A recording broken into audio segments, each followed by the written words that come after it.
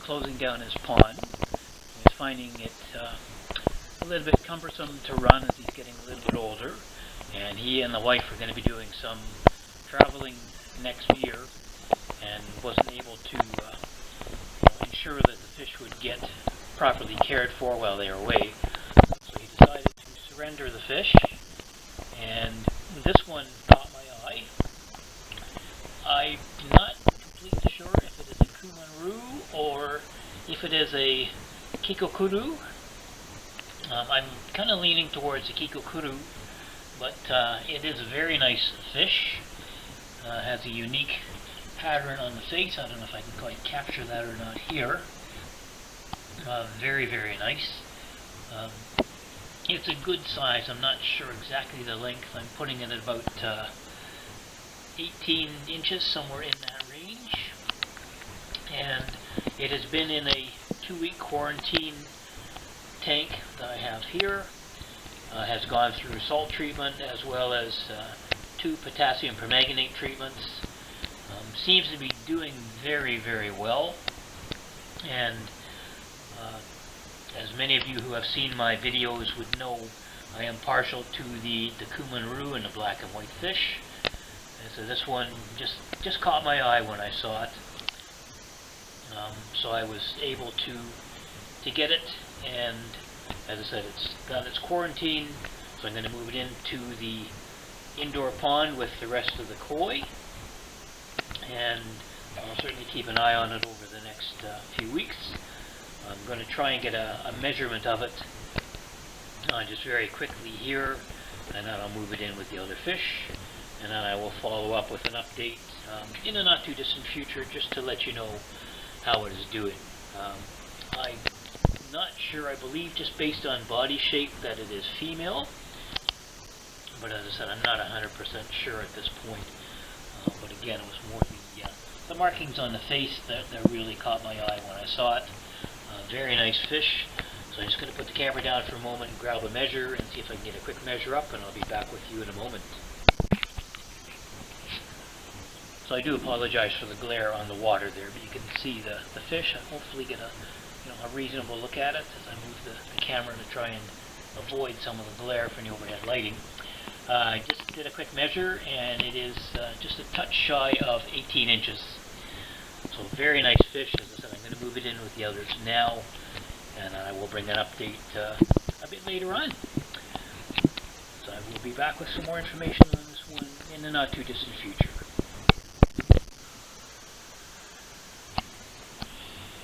It is September 12th, about 3:30 in the afternoon on a gray overcast day, but the temperature right now is absolutely amazing. It's just in the low 20s, and we have a bit of a breeze, as you can see from the movement of the trees there, and this is a far cry better than the heat we've been having for the past few days, so this is very, very welcome relief. Just wanted to bring a quick update on my pond situation. All the koi are indoors, as I had mentioned previously in the video, and are doing very, very well. You can see if you look at the pond right now, the water is still leaking. I'm down to about the midway point where the returns are. I'm going to zoom in. I'm not quite sure if you'll be able to see it or not. So that, you can just kind of see in the middle of the screen there is the one return. The other one is on the side I'm standing at now at approximately the same level. And if you look at the water line and then look at the mark on the liner above the water line, you can see how much water has been lost in about the past 24 hours. So it is definitely continuing to leak, which is actually not a bad thing in the grand scheme of things, because as it continues, it will finally get to the point where it does stop, which will enable me to get into the pond and figure out exactly where the leak is. And I am feeling reasonably confident that the leak is either at the return you're looking at here or the one on the other side. Both of those were leaking earlier in the season when I did the repair. It worked very well for a while, obviously not quite well enough to keep things going, but such is the life of ponds, as many of us know. And the filters and everything are all turned off. And I'm going to be doing some more work on those, as I had mentioned previously. My little mascot here, my beaver, is still kind of standing guard on the pond. He will get moved indoors before too much longer, because I don't like leaving any of the figurines I have out in the winter. The Buddha there will be going in as well. The ones which do stay out are my foo dogs, which is the one here, and the one you can see on the far side. Those are solid granite, each one weighing approximately 200 pounds, so there's no issue with leaving them out here, let alone, you know, the fact of trying to move them would be very, very difficult. And the lantern that you can see here, again, I'll just zoom a little bit there, that will also stay out for the winter, as it does every year. The upflow filters, which are here, have been turned off, as has the tower. And I have decided that for next season, on the assumption I can get my changes made to the plumbing in the filter pit for the Easy Pods, what I'm going to do is I'm going to dismantle the tower and replace it instead with a Baki shower. The difference being that the Baki shower will be mounted in the same position here, and it will be have outlets mounted in the bottom tray that will feed the 2-inch pipe that you see right there at the bottom of the tower, and that in turn will go into the returns in the pond, which you can see just there where now the Buddha has his back to us. That's the 2 returns that the shower will be feeding. I don't want the shower with the typical kind of spillway on the bottom on the pond. I'm just quite honestly not a fan of a lot of noise going into the pond, for my sake and the neighbors. So I say this will be feeding the Baki shower into those 2 return lines, which is then going to be going through underground here and into the returns there. So I will be doing some video when I get the components for the shower and start putting those together, fitting them in place. I have not done any of that ordering yet. I think where I'm going to get them from.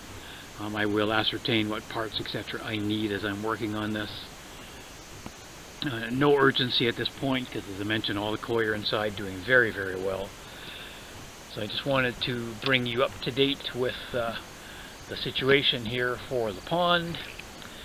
And I will attempt just to zoom in on the other return now that I'm on this side.